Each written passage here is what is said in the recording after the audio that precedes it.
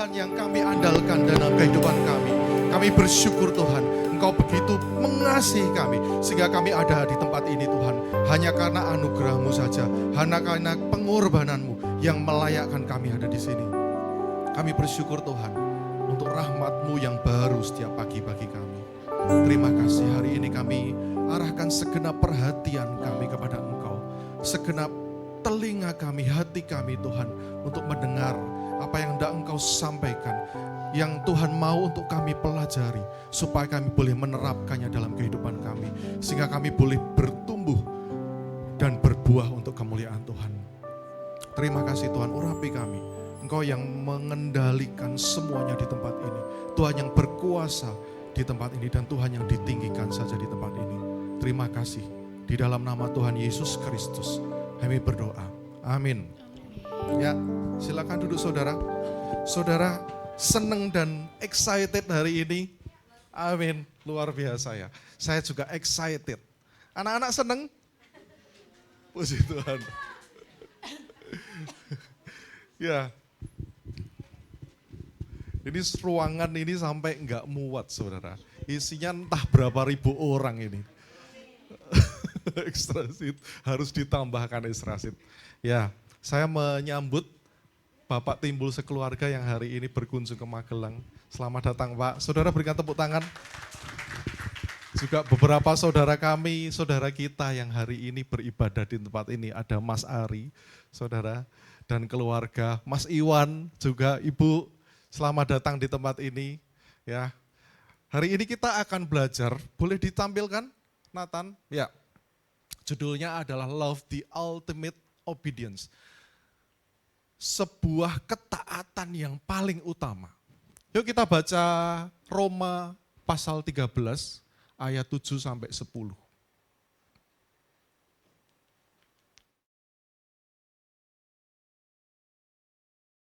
Tolong dibantu saja di situ ya Nathan.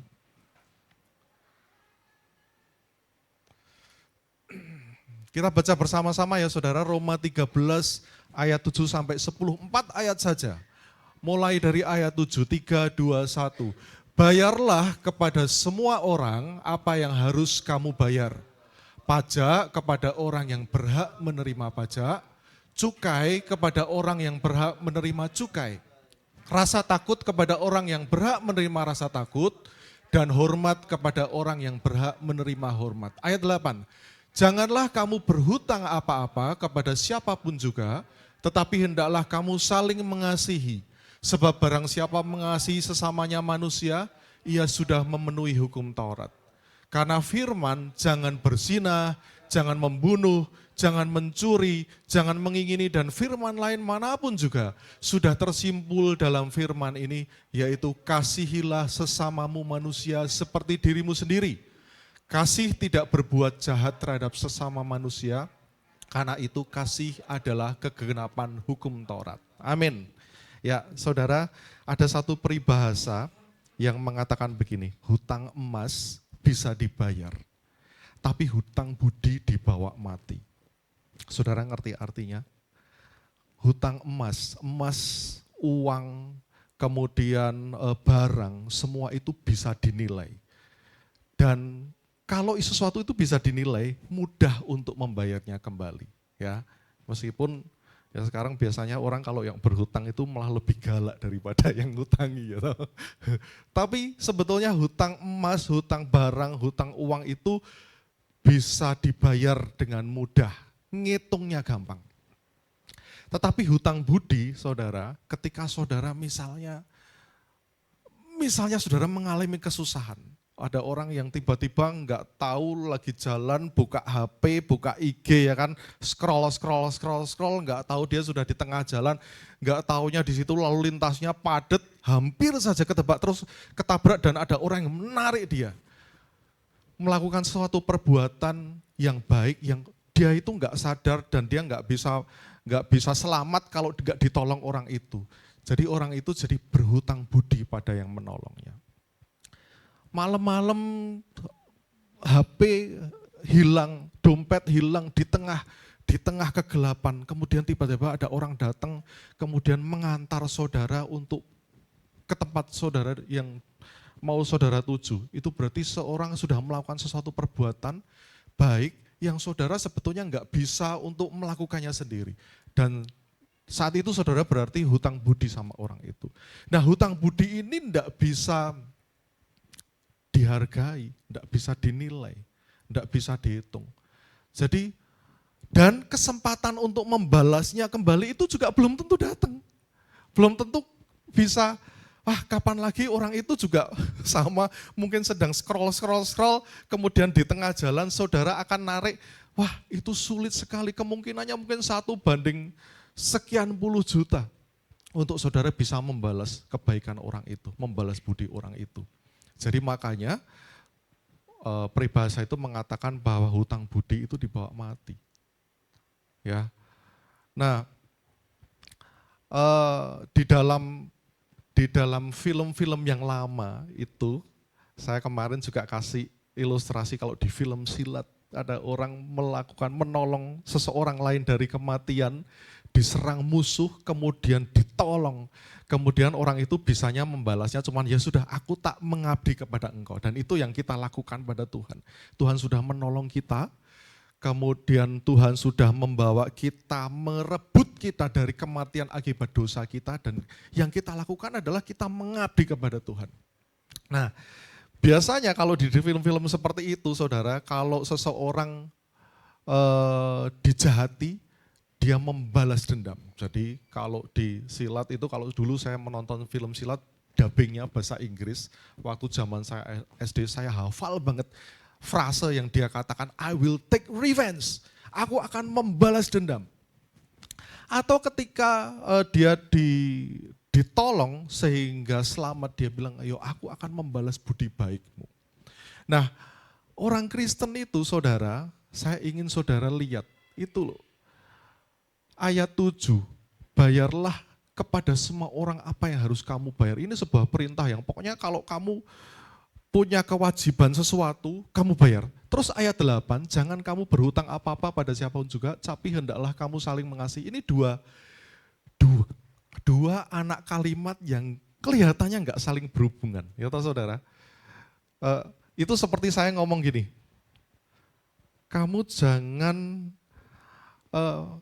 jangan makan terlalu banyak, tapi hendaklah kamu mengampuni orang lain. Loh, apa hubungannya makan terlalu banyak dan mengampuni orang lain? Seolah seperti itu. Bingung saudara. Tapi saudara,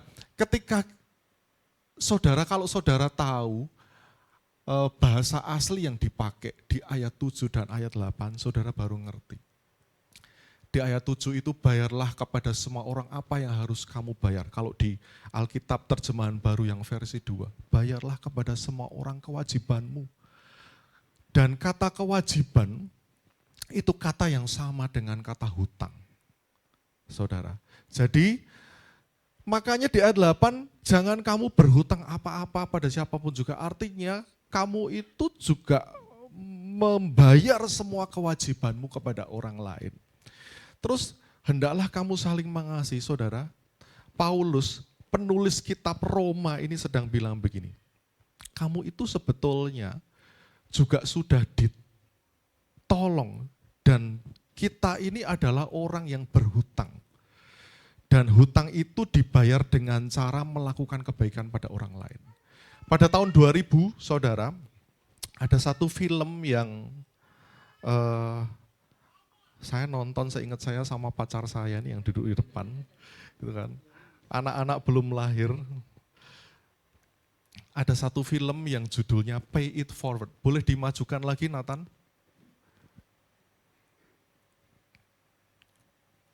Ya, ini satu film Hollywood yang berkisah tentang seorang anak yang namanya Trevor, ya. Trevor ini dapat tugas dari gurunya untuk bikin proyek tugas sekolah, bagaimana caranya kamu mengubah dunia, bagaimana kamu mengubah sekelilingmu. Kemudian anak ini punya ide, ya, ditunjukkan saja ininya lah, pay it forward-nya saja Nathan, biar lebih gede. Nah, kemudian anak ini bikin sebuah proyek namanya proyek kebaikan. Dia bilang gini, ini proyek pay it forward itu adalah kamu melakukan kebaikan kepada orang lain. Kemudian minta orang lain itu jangan membalas kebaikanmu. Tapi minta dia untuk membalasnya ke orang lain, 3 orang lain. Coba saudara bisa lihat. Nah ini ya, 1 kemudian 3. Kebaikan saudara yang diterima itu lakukan 3 kebaikan lain kepada orang lain. Kemudian suruh orang yang sudah menerima kebaikan itu melakukannya kepada 3 orang lain lagi. Seperti MLM ya saudara. Seperti ya downline, tapi ini dalam bentuk kebaikan begitu. Jadi si Trevor ini kemudian dia memulai dengan cara dia nampung seseorang yang gelandangan di garasi rumahnya supaya bisa punya tempat tinggal, dan si gelandangan ini membalasnya dengan memperbaiki mobil mamahnya begitu, dan seterusnya dan seterusnya. Nah ini saudara kalau baca di sini, ketika seseorang melakukan kebaikan kepadamu, jangan balas itu ke orang itu. Karena saudara mungkin apa yang saudara lakukan buat orang yang melakukan kebaikan itu mungkin enggak sepadan, nilainya enggak sebanding. Tapi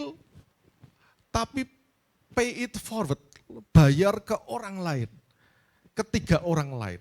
Dan minta dia untuk melakukannya ke 3 orang lain yang lain lagi. Sehingga itu menjadi sebuah rantai kebaikan yang menyebar ke seluruh dunia. Harapannya seperti itu. Nah saudara, rupanya Roma ini saudara, tak balik lagi.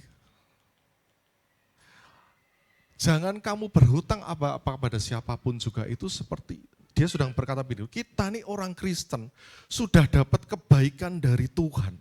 Ya, nah itu menjadi hutang, satu-satunya hutangmu itu ya ini, kamu saling mengasihi. Jadi kita tuh berhutang kepada Tuhan untuk mengasihi orang lain. Karena Tuhan sudah begitu baiknya sama kita, hutang kita adalah membalasnya dengan mengasihi orang lain. Membayarnya seperti itu. Ini yang dikatakan Paulus kepada jemaat Roma. Ya, nah saya ingin kita belajar hari ini aspek-aspek dari mengasihi orang lain itu apa sih? Kita kan sering kali dengar yang utama dari orang Kristen itu adalah kasih, mengasihi orang lain. Tapi sebetulnya apa sih mengasihi orang lain itu? Saudara perhatikan ayat 8. Barang siapa mengasihi sesamanya manusia. Siapa sesama manusia, saudara? Teman segereja kita. Ya kan? Teman kerja, tetangga, ya kan? Orang-orang yang jelas-jelas baik sama kita. Kalau orang bilang tetangga itu melebihi saudara. Ketika saudara kesusahan, belum tentu saudara bisa menghubungi kakak, adik yang jauh di luar kota. Tetangga itu orang terdekat yang mungkin akan menolong saudara pada saat saudara dalam keadaan darurat. Apakah itu sesama saudara? Apakah orang-orang yang gengnya saudara, kelompok saudara, komunitas saudara sesama itu? Apa yang Tuhan Yesus katakan mengenai sesama manusia?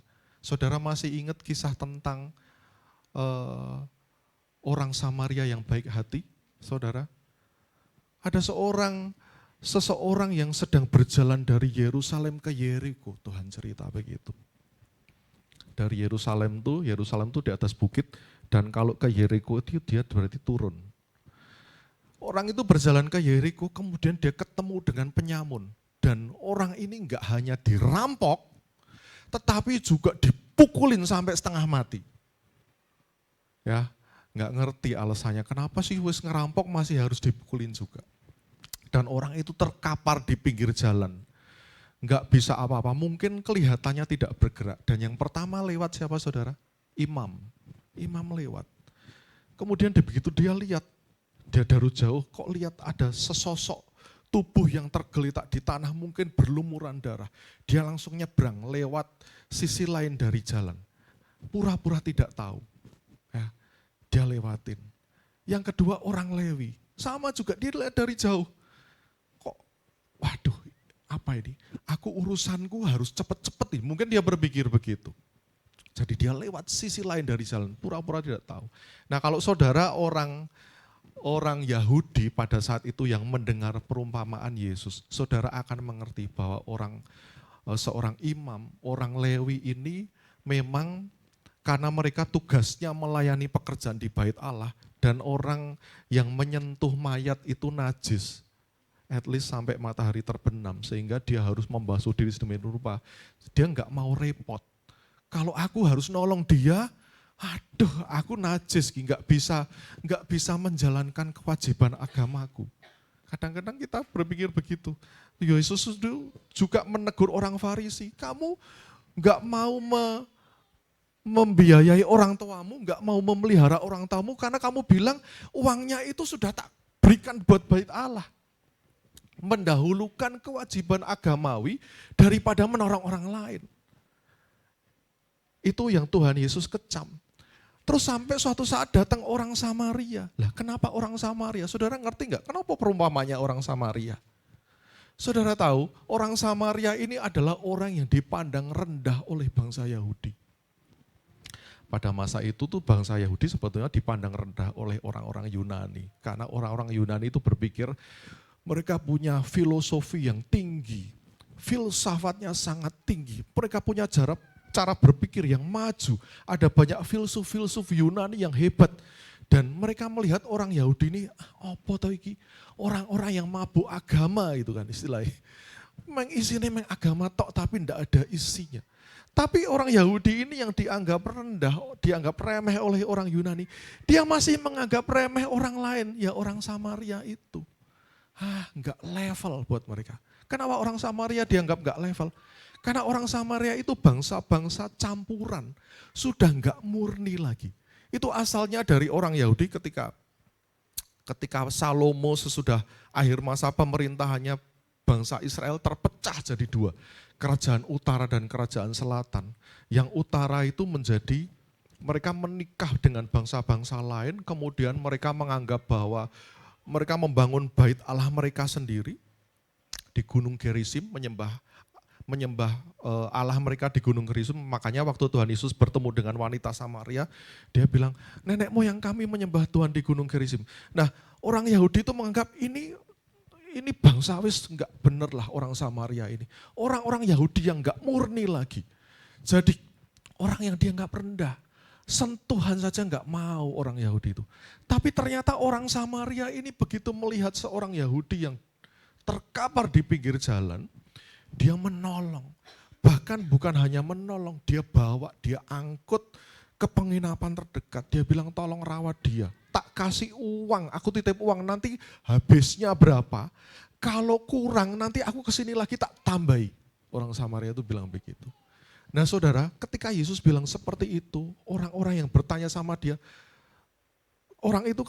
dia kan bertanya sama Yesus, siapa sesamaku manusia? Tuhan Yesus berikan perumpamaan tentang orang Samaria yang baik hati, dan kembalinya akhirnya Tuhan Yesus tanya, jadi kamu tahu sekarang siapa sesamamu manusia kan? Siapa menurutmu?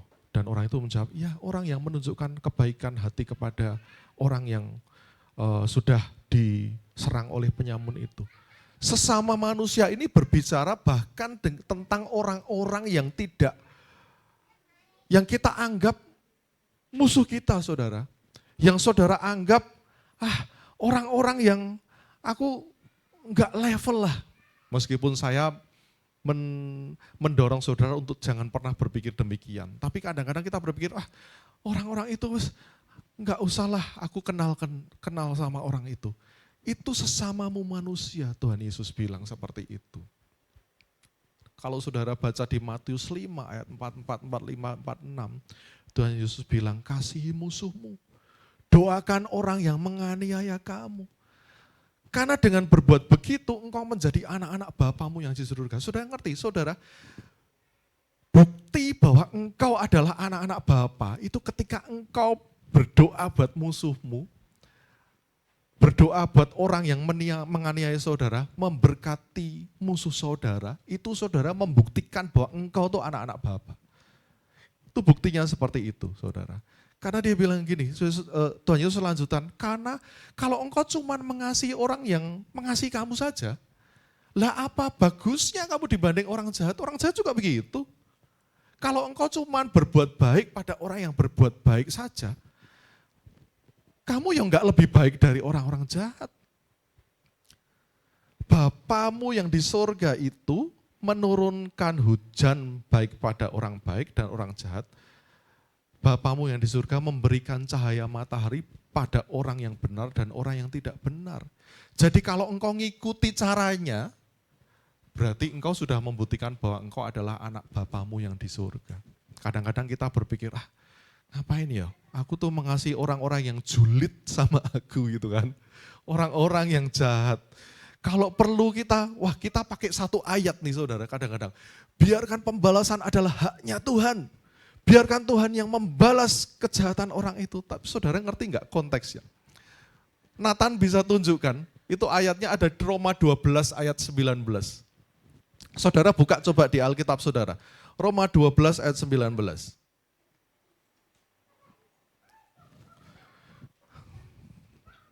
Mbak Ika boleh bacakan? Yang paling siap di depan. Kurang terang ya? Abed Nego.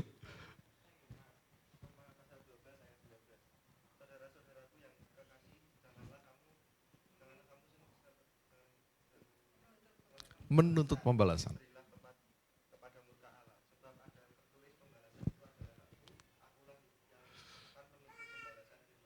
Ya, nah saudara kita tuh kadang-kadang memakai ayat ini ya kan.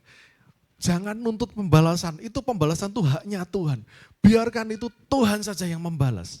Tapi saudara tahu enggak, Tuhan itu membalas orang yang jahat itu dengan cara seperti apa? Coba saudara turun lagi, terus naik lagi ke Roma, ke pasal selanjutnya ayat 4. Nah, update lagi ya. Oh ayahnya, oke. Roma 13 pasal 4. Karena pemerintah adalah hamba Allah untuk kebaikanmu. Tetapi jika engkau berbuat jahat, takutlah akan dia. Karena tidak percuma pemerintah Nyandang. pedang. Pemerintah adalah hamba Allah untuk membalaskan murka Allah atas Mereka yang berbuat jahat. Terima kasih Mas Ari. Nah saudara kadang-kadang kita berpikir, ya biar Tuhan dia dilaknat oleh engkau, biar azabnya turun gitu kan. Tapi ternyata ayat ini bilang serahkan pada pemerintah. Tuhan itu membalas itu melalui caranya sendiri, hukum itu, dan Tuhan pakai pemerintah untuk, ya orang-orang jahat itu biarkan pemerintah yang menghukum dia. Caranya Tuhan seperti itu. Jadi enggak sesuai dengan bayangan kita, kadang-kadang kita pikir orang yang jahat itu biarkan Tuhan yang membalas. Dia biar mengalami kemalangan, biarkan dia mengalami menanggung sendiri akibatnya. Tapi Paulus tunjukkan sebetulnya enggak begitu konsepnya. Tuhan itu pakai pemerintah buat membalas murka Allah kepada orang-orang yang jahat. Ada hukumnya, ada mekanismenya. Dan Tuhan itu Allah yang teratur, yang dia punya mekanisme sendiri. Nah saudara, jadi kembali kepada sesamamu saudara, ke sesama saudara, sesamamu manusia adalah orang-orang yang menurut engkau jahat pada engkau, orang-orang yang gak dekat padamu, orang-orang yang saudara malas dekat-dekat, yaitu saudara. Kembali ke yang tadi ya Nathan, ayat 9, ayat 89. Nah,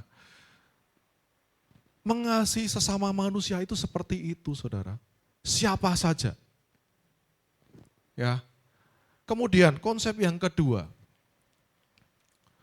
Karena firman jangan berzinah, jangan membunuh, jangan mencuri, jangan mengini, dan firman lain manapun juga sudah tersimpul dalam firman ini, yakni kasihilah sesamamu manusia seperti dirimu sendiri. Saudara, mengasihi itu tidak cuman di mulut, di kata-kata, enggak cuman berhenti di perkataan.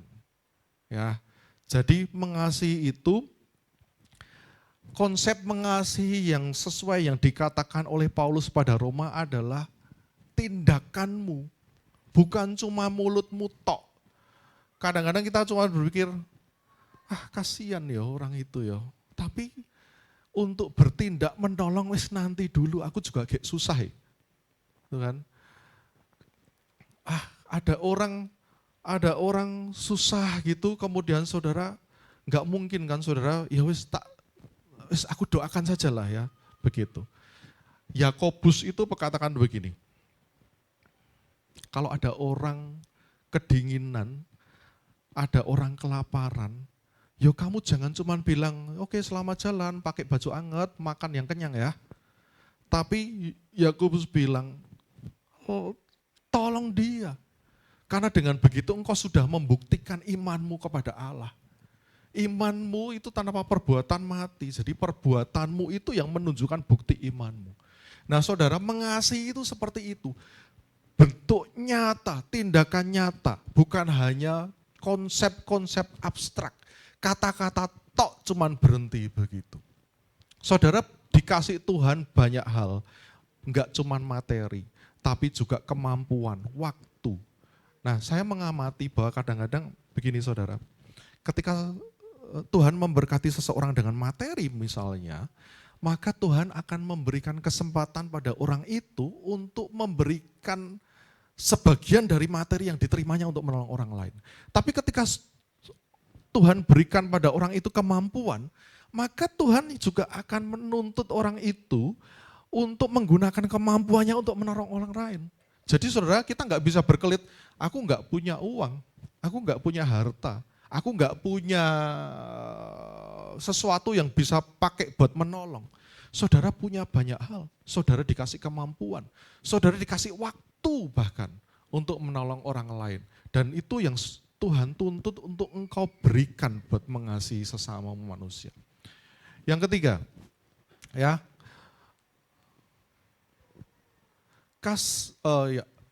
karena firman jangan berzinah, jangan berbunuh, jangan mencuri, jangan mengingini, dan firman lain manapun juga sudah tersimpul dalam firman ini, yaitu kasihilah sesamamu manusia seperti dirimu sendiri.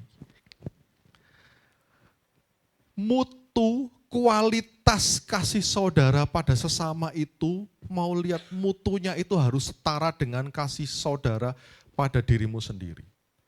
Ya, saudara mungkin bilang, yo aku sebetulnya enggak terlalu memperhatikan aku, sing penting anakku, misalkan. Sing penting istriku, pokoknya. Aku enggak butuh macam-macam lah. Tapi saudara, kenapa Tuhan mengatakan pakai perumpamaan ini? Karena enggak semua orang menikah, karena enggak semua orang juga punya anak. Tapi yang paling nyata, semua orang punya dirinya sendiri untuk dikasih, dan sekarang ini saudara kita bisa lihat banyak orang spend money, habiskan banyak uang untuk skincare, habiskan banyak uang untuk membentuk tubuhnya sedemikian rupa, ya kan? Biar lebih glowing, biar lebih, pokoknya bagus lah, sehat dan sebagainya. Ya itu kan berarti semua orang itu juga mengasihi dirinya sendiri. Saudara memastikan diri saudara punya makanan yang cukup untuk dimakan. Saudara memastikan diri saudara punya tempat yang cukup untuk saudara berteduh dari hujan dan panas. Nah, ukuran yang sama yang saudara pakai untuk dirimu sendiri, itu juga ukuran yang sama yang saudara juga pakai untuk orang lain. Kalau saudara nggak ingin saudara disakiti, Tuhan Yesus kan bilang begitu. Apa yang kamu ingin orang lakukan padamu, kamu perbuat juga buat orang lain. Mengasihi sesama itu ukurannya, standarnya adalah kasih saudara pada diri saudara sendiri. Ya, jadi hari ini kita belajar sesama itu siapa? Orang yang bahkan buat saudara, orang yang enggak lah. Itu sesamamu saudara. Kemudian mengasihi itu ada tindakan. Ya, ini Paulus sedang mengutip 10 perintah Allah. Ada 2 bagian utama dalam 10 perintah Allah. Bagian pertama adalah bentuk kasih kepada Tuhan, jangan ada ilah lain di hadapanmu, jangan membuat bagimu patung dan menyembahnya, jangan menyebut nama Tuhan dengan sia-sia, ingatlah kuduskanlah hari Sabat. Tetapi bagian yang kedua, itu wujud kasih kepada sesama. Jangan mencuri, jangan membunuh, jangan berzina, jangan mengini milik sesamamu. Itulah sebabnya ketika orang Farisi datang kepada Tuhan Yesus, hukum apa yang terutama? Tuhan Yesus bilang, kasihilah Tuhan Allahmu dengan segenap hatimu, dengan segenap jiwamu, dengan segenap akal budimu. Dan hukum yang kedua yang sama dengan itu, yang sama loh saudara. Bukan yang di bawah sedikit, bukan. Tapi yang sama adalah kasihilah sesamamu manusia seperti dirimu sendiri. Nah, Paulus sedang mengutip ini. Dan saudara tahu, ketika engkau mengasihi sesamamu manusia, ya, itu bukti bahwa engkau mengasihi Tuhan. 1 Yohanes 4 katakan, kalau ada orang bilang dia mengasihi Tuhan tapi dia enggak mengasihi sesamanya, wah itu jelas bohong. Bagaimana mungkin dia mengasihi sesamanya yang dilihat dengan matanya sendiri, saya terbalik. Bagaimana dia mengasihi Tuhan yang enggak bisa dilihatnya, kalau manusia yang dia lihat dengan kepalanya sendiri saja dia enggak bisa kasih. Jadi ketika engkau mengasihi Tuhan, pasti engkau juga akan mengasihi sama manusia. Jadi kita masuk kepada aspek yang terakhir, kasih itu kegenapan hukum Taurat.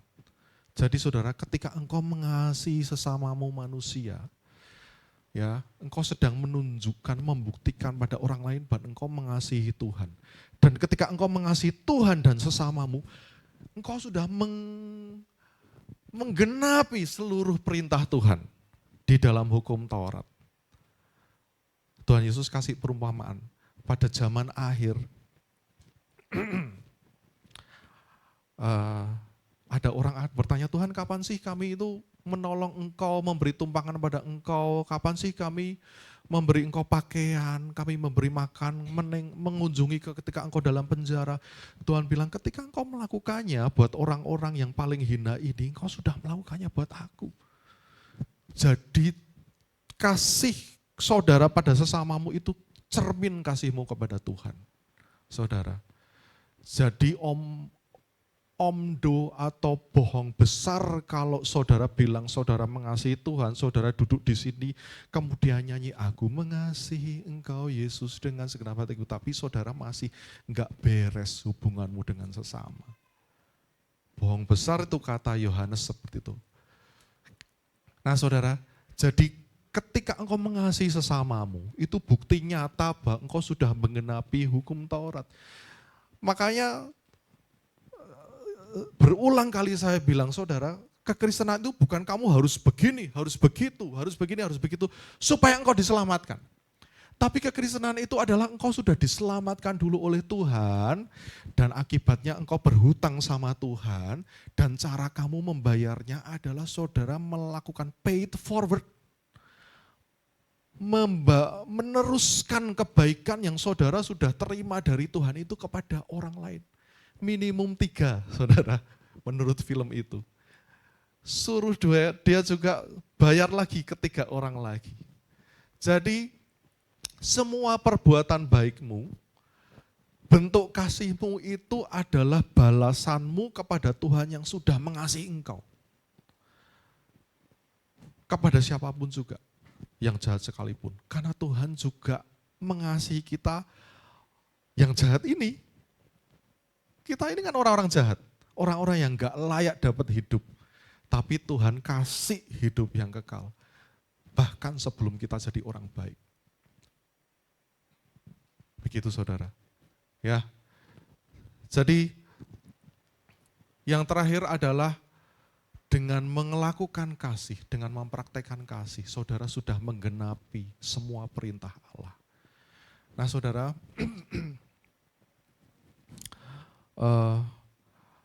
saudara tahu enggak bahwa kata mengasihi di sini adalah kata yang saudara sering dengar, agape, berasal dari kata agape, mengasihi itu agapao. Dan kata yang sama ini kita bisa temukan dalam Yohanes 3 ayat 16. Semua orang di sini harusnya hafal. Karena begitu besar kasih Allah akan dunia ini. Sehingga ia mengaruniakan anaknya yang tunggal. Supaya setiap orang yang percaya kepadanya tidak binasa melainkan beroleh hidup yang kekal. Itu karena begitu besar kasih Allah, itu di dalam bahasa aslinya dengan karena Allah begitu mengasihi dunia ini. Sama seperti ini. Barang siapa mengasihi sama manusia. Jadi saudara, kasih yang sama yang saudara mesti tunjuk. Bagaimana sih menunjukkan kasih saudara pada sama? Kualitasnya, bentuknya seperti cara Tuhan mengasihi dunia ini. Kasih anaknya yang tunggal. Kenapa? Karena kita itu butuh diselamatkan. Kita tidak bisa menyelamatkan diri kita sendiri. Dengan perbuatan baik segimanapun tidak cukup di mata Tuhan. Saudara tetap nggak akan cukup baik. Saudara mau berbuat sebaik apapun, nggak akan ada standarnya yang terpenuhi. Karena itu Tuhan sendiri yang memberikan anaknya untuk mati bagi kita. Nah, mengasihi agape itu adalah melakukan sesuatu yang orang lain nggak bisa melakukannya. Nah itu saudara, mengasihi orang lain adalah saudara melakukan sesuatu buat orang lain yang dia nggak mungkin bisa melakukannya. Ya seperti itu. Jadi kualitasnya seperti itu, objeknya adalah orang lain sejahat apapun orang lain itu pada saudara. Kemudian mutunya itu sesuai dengan sebagaimana saudara mengasihi saudara sendiri. Dan wujudnya, bentuknya adalah bentuk nyata. Enggak cuma sekedar ucapan. Amin. Yuk kita berdoa. Bapak kami mengucap syukur Tuhan, terima kasih. Hari ini kami belajar bahwa Engkau sudah begitu mengasihi kami. Tuhan Engkau menolong kami yang tidak bisa menolong diri kami sendiri ini. Sehingga adalah pantas bagi kami untuk menunjukkan rasa syukur kami dengan mengasihi orang lain. Dengan cara yang sama Engkau mengasihi kami. Terima kasih Tuhan atas kebaikan-Mu. Terima kasih untuk kasih-Mu bahkan ketika saat kami masih menjadi orang-orang yang berdosa. Dan olehnya kami dilayakkan untuk berdiri di hadapan Engkau. Kami mengucap syukur Tuhan dan kami ingin mewujudkan di dalam kehidupan kami. Tolong kami, mampukan kami Tuhan untuk melakukan apa yang Tuhan mau. Menggenapi rencana Tuhan di dalam kehidupan kami. Sehingga kami menjadi anak-anak yang berkenan di hadapan Engkau. Kami boleh membuktikan bahwa kami adalah anak-anak Bapa yang baik kepada semua orang. Orang benar dan orang yang tidak benar. Karena Engkau tidak memandang muka Tuhan. Terima kasih Tuhan atas kebaikan Tuhan. Terima kasih. Berkati anak-anak-Mu Tuhan biar mereka boleh bertumbuh sehari demi sehari. Semakin menggenapi rencana-Mu, semakin berkenan di hadapan Engkau. Urapi mereka Tuhan, dan ajar mereka untuk semakin mencintai firman-Mu, mencintai kebenaran-Mu. Kami bersyukur Tuhan, di dalam nama Tuhan Yesus Kristus. Amin.